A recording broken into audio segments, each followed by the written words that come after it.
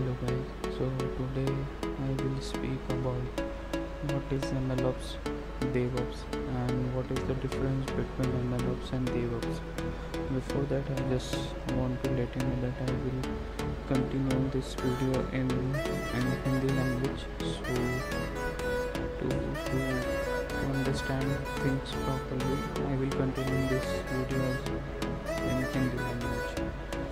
तो बेसिकली आज हम MLOps और DevOps के बारे में जानेंगे कि MLOps और DevOps क्या है, इन दोनों में डिफरेंस क्या है और हम क्यों इसको यूज़ कर सकते हैं। सो बेसिकली सबसे पहले हम MLOps के बारे में समझेंगे कि MLOps क्या है। MLOps बेसिकली एक मशीन लर्निंग ऑपरेशंस है जिसमें आप मशीन लर्निंग एल्गोरिथम्स के साथ साथ में आप आपके मॉडल को डिप्लॉय कर सकते हो प्रोडक्शन हाउस में और उसको आप मेंटेन कर सकते हो। लाइकवाइज जो भी आप ऑपरेशन परफॉर्म कर रहे हो, डिप्लॉयमेंट परफॉर्म कर रहे हो प्रोडक्शन एंड पे, उसके साथ साथ में आप उसमें रीट्रेनिंग का ऑप्शन भी कर सकते हो। लाइकवाइज कंटिन्यूस इंटीग्रेशन के साथ साथ कंटिन्यूस डिप्लॉयमेंट के साथ साथ में आप रीट्रेनिंग का ऑप्शन भी रख सकते हो। ये बेसिकली एक प्लस पॉइंट है जो कि आपको DevOps में नहीं मिलता। DevOps में बेसिकली कंटिन्यू इंटीग्रेशन और कंटिन्यू डिप्लॉयमेंट चलता है। लाइकवाइज उसकी जो स्टेजेस होती हैं वो सेटली डिफरेंट होती है। लाइकवाइज अगर मैं DevOps की बात करूँ तो DevOps में बेसिकली जो स्टेजेस होती हैं उसमें आप डेटा को कलेक्ट करते हैं। डेटा को कलेक्ट करने के बाद में फिर आप एक मॉडल प्रिपेयर करते हैं। मॉडल को प्रिपेयर करने के बाद में आप उसको टेस्टिंग करते हैं अलग अलग सिनेरियोज में। टेस्टिंग करने के बाद में जब आप उसको जो भी चेंजेस आते हैं, लाइकवाइज जो भी रियल टाइम आप डेटा कलेक्ट करते हैं और उसके ऊपर ना जो भी चेंजेस कमिट करते हैं तो वो टेस्टिंग पर्पस के हिसाब से वो एक लाइफ स्टाइल पे चलता है। कंटिन्यूस आप डेटा कलेक्ट कर रहे हैं, उसको क्लीन कर रहे हैं, उसमें डेटा प्रोसेसिंग अप्लाई कर रहे हैं, देन फिर उसमें आप टेस्टिंग के साथ साथ में उसको बग फ्री एरर फ्री आप करते हैं। उसमें आपका डिप्लॉयमेंट और जो इंटीग्रेशन होता है वो कंटिन्यूस होता है। लेकिन MLOps में ये सारी चीज़ों के साथ साथ में आप रीट्रेनिंग भी कर सकते हैं। लाइकवाइज जब आप इसको रियल टाइम पे लेके जाते हैं, प्रोडक्शन में लेके जाते हैं, तो एक पर्टिकुलर टाइम इंटरवल के बाद में आपको मॉडल को रीट्रेन करना पड़ता है नए कस्टम डेटा के साथ में। तो उस पर्टिकुलर ऑपरेशन को परफॉर्म करने के लिए MLOps होता है जिसमें आप रियल टाइम या फिर कस्टमाइज डेटा के साथ में मॉडल को ट्रेन कर सकते हैं और फिर उसको आप प्रोडक्शन में लेके आ सकते हैं। तो कुछ मेरे पास में इमेजेस हैं जिस पर मैं बताऊंगा कि आप किस तरीके से उसको परफॉर्म कर सकते हैं। तो सबसे पहले DevOps का स्ट्रक्चर है, ये मैंने इंटरनेट गूगल से निकाला है। ये इसका लाइफ साइकिल होता है। यहाँ पे अगर आप देखेंगे तो ये प्लान आपने यहाँ पे क्या प्लान करने के बाद में आप इसको कोड करते हैं। कोड करने के बाद में आप इसको टेस्ट कर रहे हैं। टेस्ट करने के बाद में आप इसको रिलीज़ कर रहे हैं, यानी कि आप उसका एक यूटिलिटी बना रहे हैं या फिर आप उसको रिलीज़ करने के साथ में आप उसको डिप्लॉय कर रहे हैं। डिप्लॉय करने के बाद में ऑपरेट और मॉनिटर करना, ये दो चीज़ें ऐसी है कि जब आप इसको डिप्लॉय करते हैं, डिप्लॉय करने के बाद में किस तरीके से आपका मॉडल रिजल्ट जनरेट कर रहा है और कौन कौन सिनेरियोज़ में आपने उस मॉडल को पर्टिकुलरली टेस्ट किया है। तो वहाँ पे ऑपरेशंस मेथड्स आप परफॉर्म करते हैं। अगर वहाँ पे आपका कुछ एरर आती है या फिर वहाँ पे आप उसको फिक्स करना चाहते हैं तो वो अगेन ये लाइफ साइकिल आपकी रिपीट होती है। तो वो एरर को फ्री करने के लिए, कोड को बग फ्री करने के लिए आप उसको एज अ फीडबैक जनरेट करते हैं और अगेन वो फिर प्लानिंग के साथ में एग्जीक्यूट होके ये पूरी लाइफ साइकिल को आपको फॉलो करना होता है। तो ये बेसिकली एक DevOps का लाइफ साइकिल होता है जो कि आपको हर एक स्टेज को क्लियर करना कंपलसरी होता है। इसी के साथ में अगर आप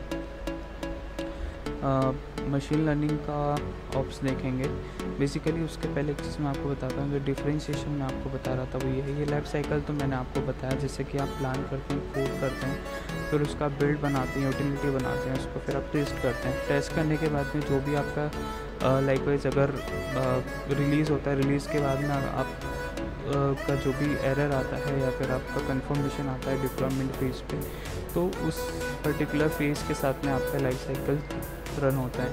ऐसा ही आप DevOps में भी चीज़ें कुछ इसी तरीके से रहती हैं। जैसे कि आपका मॉडल बनता है, सबसे पहले इसमें आपको स्टेजेस के तौर पे अगर आप मशीन लर्निंग का मॉडल बिल्डअप कर रहे हैं तो उसके लिए सबसे पहले आपको डेटा रिसोर्स डिफरेंट रिसोर्स के साथ में कलेक्ट करना पड़ता है। जब आप उसको कलेक्ट करते हैं फिर आपको डेटा प्रोसेसिंग की स्टेप्स फॉलो करनी पड़ती है। डेटा प्रोसेसिंग के बाद में अगर आप मॉडल क्रिएट कर रहे हैं या बिल्ड कर रहे हैं या फिर आपके डेटा को आप आपके मॉडल में पास कर रहे हैं, तो उसके लिए आपको स्प्लिट, शफल और जो स्टेप्स होती हैं डेटा प्रोसेसिंग की वो आपको फॉलो करनी पड़ती है। उसके बाद फिर आप इसके फर्दर स्टेप्स में जा सकते हैं, लाइक फिर डिप्लॉयमेंट या फिर as a utility, as a build, और उसके बाद फिर आप उसको कॉन्फ़िगरेशन पे और मॉनिटरिंग, मेंटेनेंस और एज अ पैकेज के तौर पे आप उसको कंसिडर कर सकते हैं, और उसके बाद आप ऑपरेशंस उसमें परफॉर्म कर सकते हैं। लाइकवाइज इसका मैं अगर आपको एग्जांपल दूँ तो जैसे अगर हम फोरकास्ट करते हैं तो वो इंडिविजुअल अगर लेट से अगर मैं वेदर फोरकास्ट की बात करता हूँ तो वो इंडिविजुअल लाइक टाइम फ्रेम में वो चेंज होता है, वो फ्लक्चुएट होता है। तो उस केस में अगर आपको मॉडल को रियल टाइम प्रेडिक्शन करना है, मॉडल से आपको रियल टाइम प्रेडिक्शन करवाना है, तो उस केस में आप उसको कस्टम डेटा के साथ में आपको ट्रेन करना पड़ेगा, या फिर रियल टाइम पे उसको डिप्लॉयमेंट के साथ में नए डेटा के साथ में और नए वैल्यूज़ के साथ में आपको उसको कॉन्फ़िगर करना होता है। तो उस केस में आप MLOps का यूज़ कर सकते हैं। इसके साथ में ही कुछ चीज़ें और हैं, जैसे कि ये बेसिकली MLOps होता है। तो जैसे कि मैंने आपको बताया कि इसमें ये अलग अलग चीज़ें एक पर्टिकुलर एक लाइफ साइकिल आपको फॉलो करनी होती है, स्टार्टिंग फ्रॉम EDA।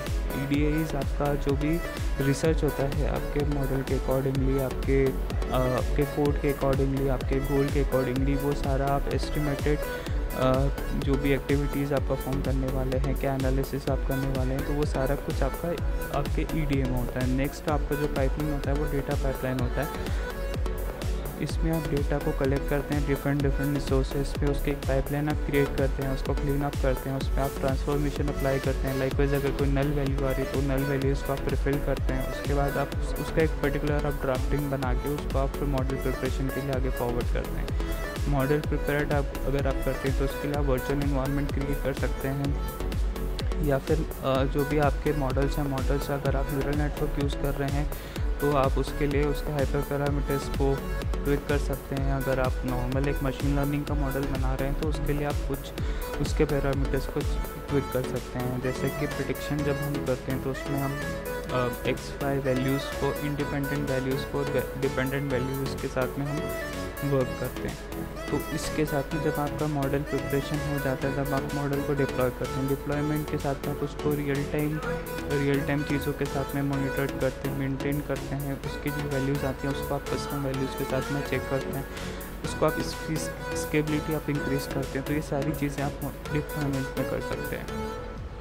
DevOps में मैंने आपको बताया जैसे कि CI/CD होता है, यानी कि कंटिन्यूस इंटीग्रेशन और कंटिन्यूस डिप्लॉयमेंट होता है। उसके साथ साथ में आप टेस्टिंग भी करते हैं, मॉनिटरिंग भी करते हैं।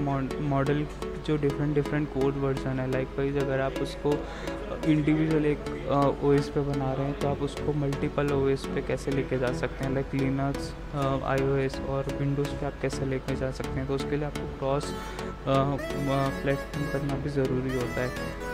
उसके बाद में जैसे कि अगर आप कैटलॉग्स पे जाए तो मॉडल की जो फीचर्स होते हैं, लाइकवाइज किस पर्टिकुलर फीचर्स पे आप उसको एक्सट्रैक्ट कर रहे हैं, उसका क्या यूसेज परफॉर्मेंस है, आगे वो फर्दर किन पर्टिकुलर पैरामीटर्स पे या किन पर्टिकुलर एक्सपेक्ट्स पे वो कॉन्फ़िगर करेगा या किस तरीके से आपको रिजल्ट देगा।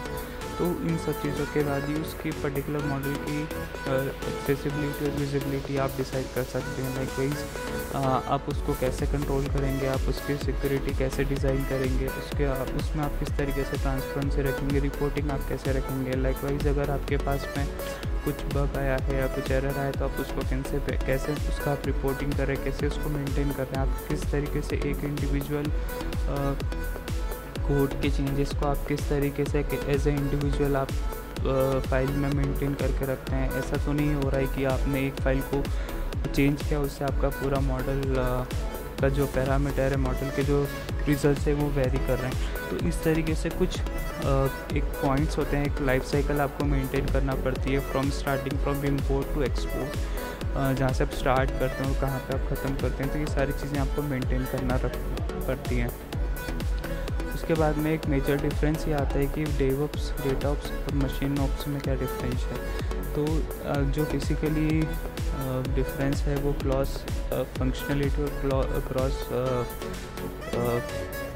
ऑपरेशनल का होता है। जैसे कि मैंने आपको बताया कि डेवऑप्स में आप सारी चीज़ें एक स्टेज पे ही कर सकते हो, लाइकवाइज ऑटोमेशन, टेस्टिंग और आपका deployment, software development, application development, वो सारा डेवऑप्स में कर सकते हो। डेटाऑप्स में इसमें लाइफ साइकिल आपकी वही रहती है, लेकिन इसमें और पाइपलाइन में आपका डेटा एनालिटिक्स वाला पार्ट बढ़ जाता है। लेकिन आप जैसे कि आप उसको कैसे किसी थर्ड पार्टी वेबसाइट पे एज ए डेटा विजुअलाइजेशन के तौर पे आप यूज़ कर सकते हैं, या फिर कैसे आप पर्टिकुलर डेटा से आप इंसाइट्स या बिजनेस इंसाइट्स या कॉम्पिटिटर इंसाइट्स आप दे सकते हैं। और MLOps में अगेन ये सारी चीज़ें सेम होती है, जैसे मैंने आपको बताया कि DevOps के साथ में डेटाऑप्स भी और मशीन लर्निंग ऑप्स के साथ में आपको रीट्रेनिंग के ऑप्शंस भी मिलते हैं। तो ये सारे प्लस पॉइंट आपको MLOps में मिलेंगे। अगर इंडिविजुअली आप DevOps में जाते हैं, डेटाऑप्स में जाते हैं, तो एक सर्टेन पॉइंट पे आने के बाद में आपको उसमें लिमिटेशंस दिखती हैं। लेकिन MLOps में अगर आप जाते हैं तो ये सब चीज़ों का कॉम्बिनेशन आपको MLOps में मिलता है। सो ये बेसिकली डिफरेंस है। अगर मैं इस पर्टिकुलर डिस्कशन पे, इस वीडियो पे अगर मैंने कोई पॉइंट मिस किया है तो आप ऐसे सजेशन में ऐसे कमेंट बॉक्स में आप मेंशन कर सकते हैं। और अगर आपको वीडियो अच्छा लगा है तो आप प्लीज़ इसे लाइक सब्सक्राइब करके रखें। और आप मुझे लिंक्डइन और गिटहब पे भी अप्रोच कर सकते हैं। गिटहब पे भी, लिंक्डइन एंड यूट्यूब चैनल पे भी आप मुझे अप्रोच कर सकते हैं। So thank you so much and have a nice day.